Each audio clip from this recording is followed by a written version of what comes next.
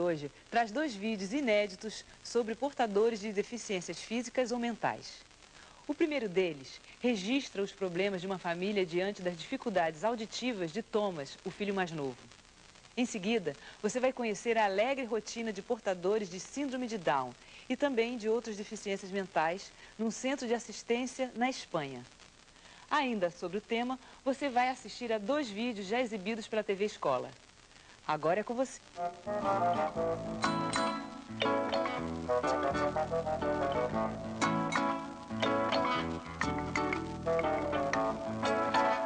Funding for a Deaf Son is made possible in part by Accordia, a network of companies providing insurance brokerage, administration, and selected financial services across America, and by a grant from the Southwestern Bell Foundation. Funding also is provided by the Corporation for Public Broadcasting and the Southern Educational Communications Association.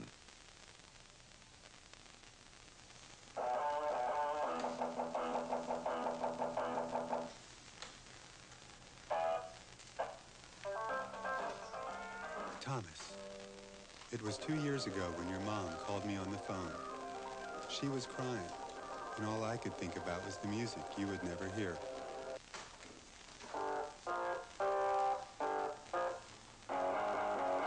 We didn't know a thing about what it really means to be deaf. Thomas! Tommy!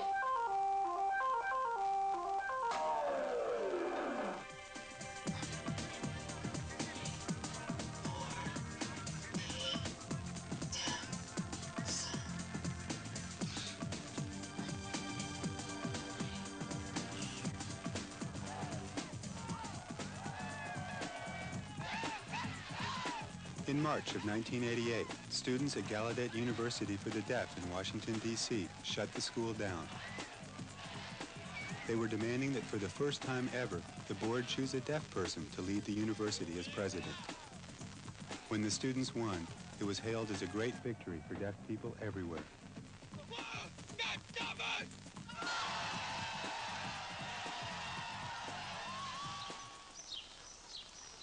My family and I were living in Dallas, Texas when all that was going on, and frankly, we had other things on our mind.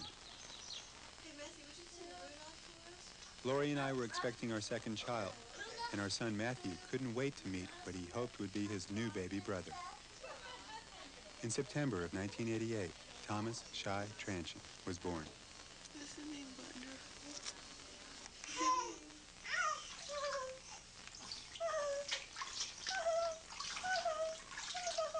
Oh, Mr. Perfect.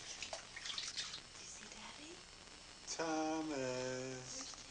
After that came first steps and first birthdays, all the usual family stuff. Thomas. I have to get closer. Thomas. Thomas. Life was pretty normal until Lori began to suspect that something was wrong. Oh, hi. Don't you remember those little gurgling sounds he made? But it was about when he was a year old that I started thinking, something's wrong. There's something different. And we crept into his room, and we both whispered, Thomas, and he quickly turned around, and you walked out going, see, there's not a thing wrong with Thomas. But I continued to have sort of suspicions, and he went and was examined, and the lady came out of the booth and said, honey, he wouldn't hear a train go by. And that was just so devastating for me. I thought I was just stabbed with a knife. But I held it together until I got in the car, and then got the kids buckled up and cried all the way home. When my mom came out, she was crying. I asked her what's wrong. She said, Tommy is deaf. I think that was one of the saddest experiments of my life. After Thomas was diagnosed, we went to Boston and had a whole battery of tests done on him. It lasted a week. And finally, at the end of all these tests, there was a little ray of hope. We found out that he had high-frequency hearing, and that meant that we'd be able to put hearing aids on him and that he could, with therapy, acquire speech. And that seemed great. I mean, that's what we thought we wanted. Turn it up, make it louder. And so we focused on hearing aids and speech therapy. We learned that there are about 23 million Americans with some kind of hearing loss. Thomas was classified as profoundly deaf, but deaf was a word we never used. Nobody could ever tell us why Thomas had lost his hearing, and it hurt not to know. But I often wonder if there was something I did or didn't do that could have been avoided to prevent this. And I'll never know. Tommy can't tell us when he stopped hearing, or was he always like that? I don't know. Drop it when you hear it. Listen again. Listen. As Thomas grew older, his audiologist helped us to understand the connection between hearing and speech. There it is. And slowly, we began to realize how hard we would have to struggle to communicate with our own child. Children learn their language by overhearing it. They don't make a conscious effort. They overhear, they listen, they just absorb like auditory sponges. A deaf child is cut off from that. Now let me show you what children hear like who have some small amounts of residual hearing. I'll approximate that for you. When the sunlight strikes raindrops from the air, they're like a prism from the rainbow. The rainbow is a division of white light into many beautiful colors. So you hear the voice, and it's muffled and it's unclear. Well, children speak the way they hear. So first of all, it's hard to even recognize that there's a language going on, so they won't pick up language code. And if they do pick up some and they have to have something to say, when they have something to say, it will sound muffled. So if you'll excuse me for imitating deaf speech, when it comes out, it might sound something like this. This is the speech of somebody who hears very well in the low pitches, but not in the high pitches. So they speak like they hear, and their speech is very characteristic. Say baseball. Baseball. Good. We didn't care what Thomas sounded like. We just wanted him to talk. Cowboy. Cowboy. Say cowboy. Cowboy. Yeah. Airplane. Airplane. We didn't know then how complicated things would get. Say the word dinosaur. Dinosaur. Say turtle. Cow. Say cowboy. Each word Thomas spoke gave us hope, but the pain was never far away. I say haka. The first time someone said it was made for my brother being deaf was, it really hurt me a lot. And then people found out that it did hurt me. So other people started trying it and then denied it. And What kind of stuff did they say? like, because I don't have a deaf brother, and like when we're playing a game and someone yells, "Come on, Matthew, come on, follow me," and you don't hear him, and they "You're deaf just like your brother." My brother Thomas is deaf, but the good things about him are you can sneak into his room when he's not looking and he won't hear you. You can whisper bad things to him and he won't know what you're saying. But the bad things are he yells a lot because he can't hear himself yell, so he yells louder. He needs more attention, which I don't think he needs. What you man do? And you learn stuff about what you should do to a deaf person. Like, Mom, put Thomas on the ground. Okay, Tommy, on the go talk to him. Like, if you go like this, Thomas, he has to look up. But if you go like this, he doesn't have to look up. That'll all hurt. He's gonna do something bad. I just noticed. Was that Itsy Bitsy Spider? Are you doing the spider? Thomas, the Itsy Bitsy Spider.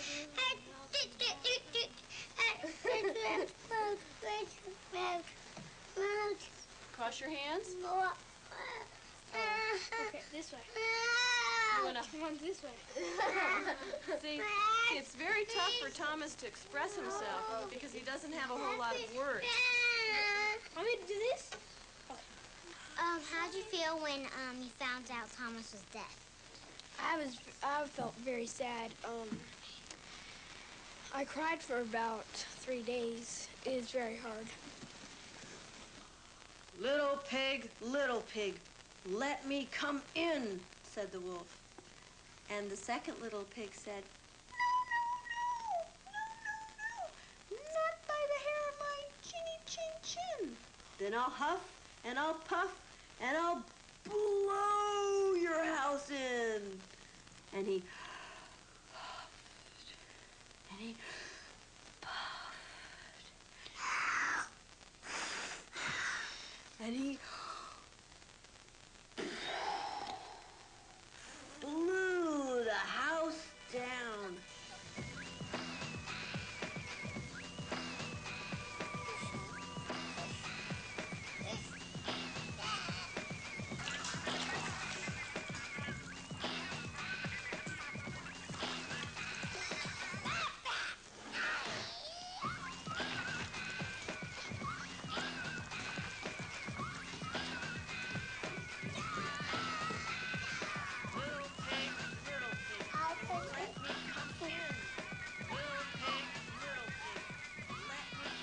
What would you like me to do? Tell me. Use your words.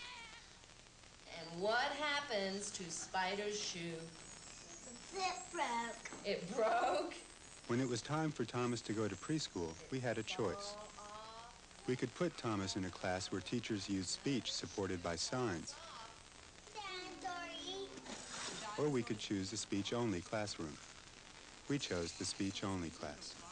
It seemed to be obvious that that's what we wanted. We wanted our child to be like us. Well, also, too, a lot of people said, if your child is signing, they will prefer sign over speaking because it's so much easier for a child to sign. And for a deaf child, they have to really work hard at listening. And so if they have to work hard at doing something versus doing something naturally or, you know, whatever comes more easily to them, of course the kid's going to choose the easier route. Out. Yes, Mama say it. Take it out. Kenny Orihuelo is one of Thomas's classmates. Kenny used to sign, but his parents decided to have him fitted with a cochlear implant, a surgically implanted device that imitates the way the inner ear works. Boy, he really hears with that, doesn't he? With the implant in place, the family has now switched to a method that requires Kenny to develop his listening skills. He can be deaf if he wants to sign when he gets older. That's fine with me. I can live with that. I just wanted to give him choices. And the other way, I don't think he would have had the choice. I think to me it's really rewarding to see Kenny. Sometimes we are playing and a truck goes by and blows a horn, and Kenny will turn his head to me and smile and go like this, you know, like he hears something. You know, that he heard that thing, whatever it is. And to me that's very rewarding, you know, that before Kenny couldn't hear anything. I personally think it's important to be able to speak to whomever you want, as opposed to signing where very few people in the public sign. And in my opinion, that when an individual signs and really doesn't have functional speech or clear enough speech to function independently in the world, in that event, the deafness determines what they can do in their life. We had to quit going to church when he lost his hearing because in the nursery they didn't know what he wanted, and he would leave the nursery crying. They had to come get us out of church. So I started calling different churches, and out of 100 churches in the area, we had a choice of one that provided an interpreter. And that's when I realized how limited his life would be if he couldn't talk. I would at least like him to have that choice, you know. Signing is very quick, and it gets language and it gets expression very early.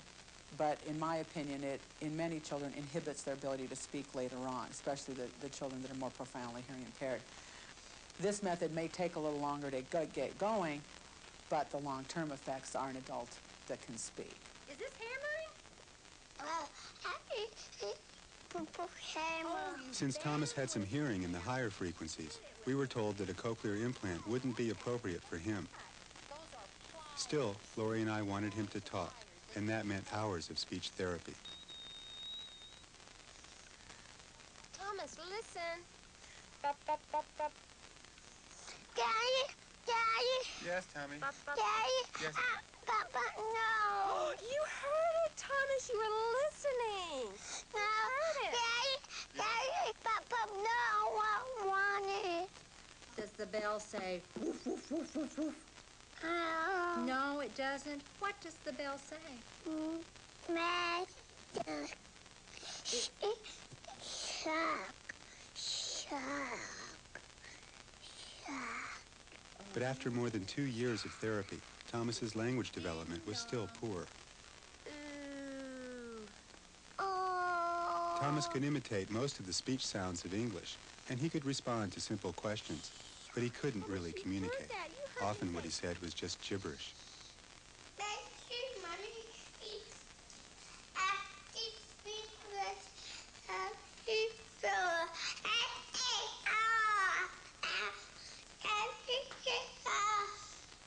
We had read that children's language development blossoms between the ages of 3 and 6. Thomas was 4, and we felt that time was running out. Okay, Thomas, please, do not hit. Do not. Wait a second, okay? Because Lori was especially frustrated. It's hard to say this now, but I had let her take most of the responsibility for dealing with Thomas's deafness. She was stronger, and it made it easier for me. all right, can I have a kiss? Can I have a kiss? Have a hug? When I was given a chance to make a documentary about Thomas, Lori knew it was a way for me to get more involved.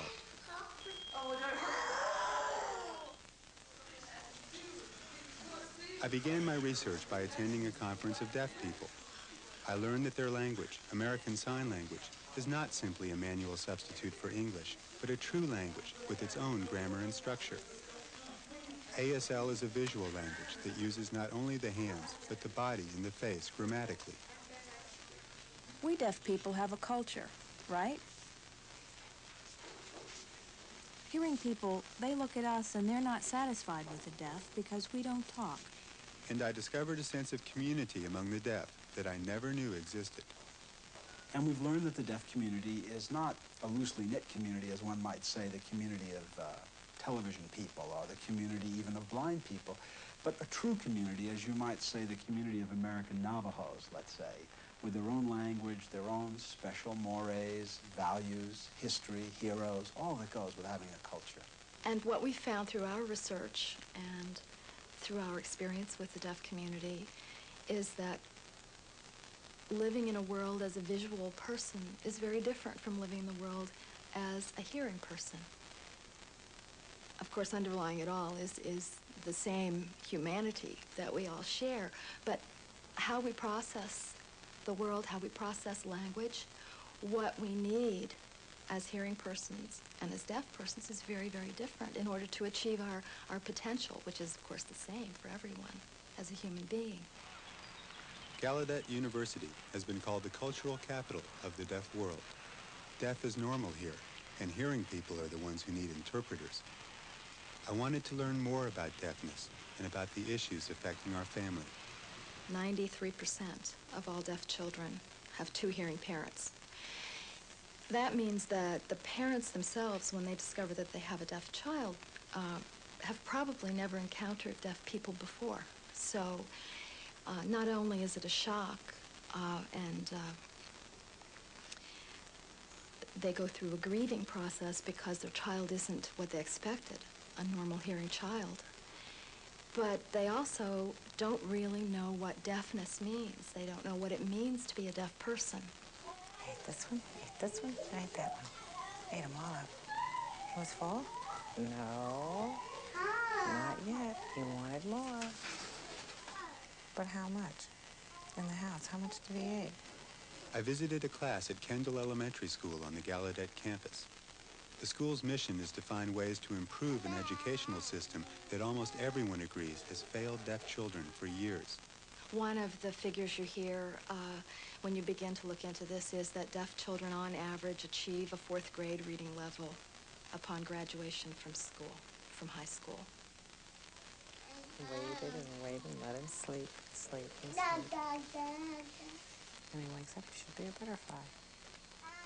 Often parents, when they realize that their child is not achieving their potential, they're made to feel that it didn't work because they didn't work hard enough, or their child didn't work hard enough, when the whole premise of what they were told in the beginning, I believe, is flawed.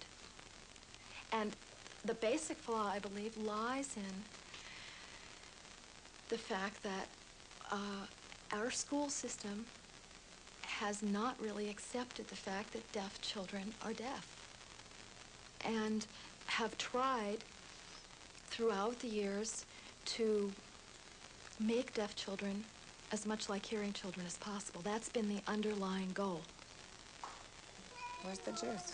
Charlene wants more. Where is it? In the classroom at Kendall, speech was used very little, but there was plenty of communication. And watching these children made me feel even more frustrated about Thomas. I mean, he's saying what? Mommy, daddy, Juice. milk? Says juice, sit down right now. I don't want it, but that's all. He can't say, this is a lovely day, or, thank you for being nice to me.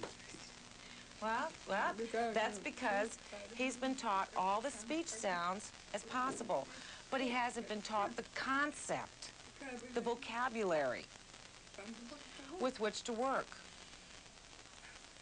I think you've seen a class that we have here at Kendall. You see the kids just bursting with language. They have the concept. Do you want any more? For sure, really? You want another story? Fine. Okay, the title is The Eagle and the Squirrel. Okay? At storytelling time, I saw how deaf children respond to visual communication.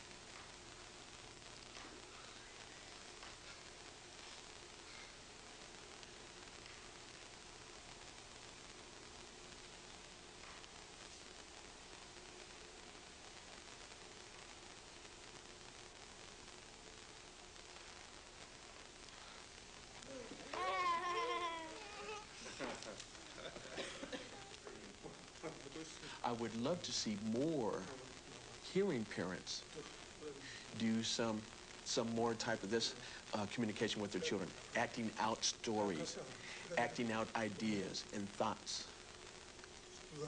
in trying to express themselves in any way that they know how, rather than locking themselves into using words all the time, which might mean very little to deaf children. If I had a deaf child like Thomas, I would want him to have both. I would want to encourage his English as much as possible because I know the world he lives in relies heavily on English, and that better his writing, reading ability, the farther he will go. But at the same time, I study his language, and I would encourage that. I want him to have both. And if I were a hearing parent, I would try very hard to learn as much as I could so that he would understand that I'm not looking down at his deafness and feel good about him as a person. His deafness doesn't bother me. I learned that the sign language I saw being used on the Gallaudet campus had once flourished in American schools for the deaf. But around 100 years ago, advocates of speech training fought a successful battle against sign language in the classroom. Until the early 1970s, sign language was forbidden in many schools, and there are deaf adults who remember those days with anger and resentment. Lots of those angry adults feel they've been cheated. They've been cheated out of a good education. They've been cheated out of a good relationship with their own families. They've been shut out of so many things because they were restricted only to one method, holism. Now they're angry about that, and to be honest with you, since they have a right to be angry. I can remember when I was 13 years old, I had a teacher, a hearing teacher, who was so high-strung, very anxious. She couldn't tolerate any type of noise that the deaf children made. And worst of all, she couldn't tolerate the sounds we made when we laughed. And she said, "You sound like animals in a zoo." And she picked on one boy by the name of Sam, says, "Oh, your laughter sounds like chalk on a blackboard." So she made us stand and put our hands on our stomachs to let the air out and inhale and exhale. She made us do this. And we all practiced inhaling and exhaling with our hands on our stomach.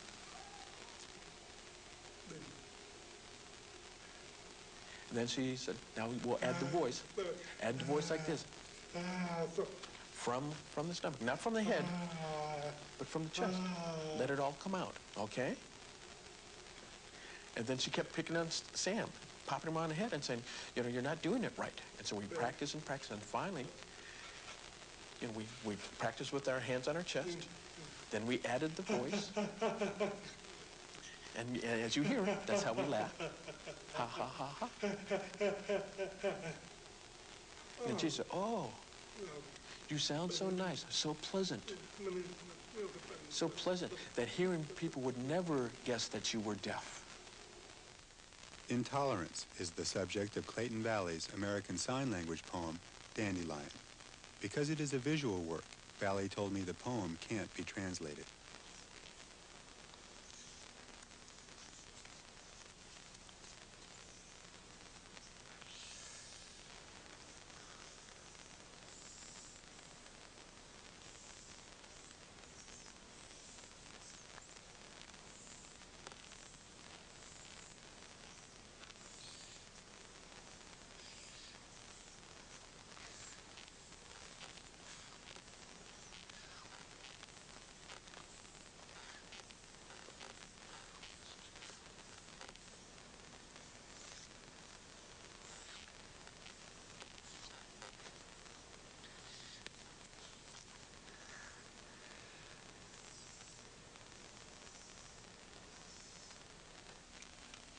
Your son is profoundly deaf.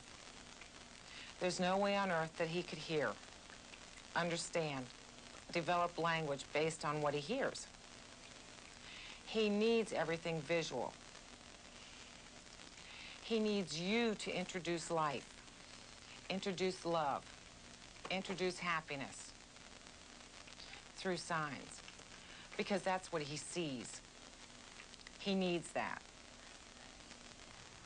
I was moved by the pride and independence of the deaf community, and I was grateful for the way they had reached out to us. But our family wasn't deaf.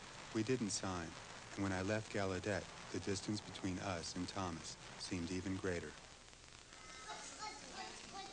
Back in Dallas, I spent some time with the speech and sign class at Thomas's school. One day, I saw a little boy named Christopher kidding around with his teacher about purple potatoes.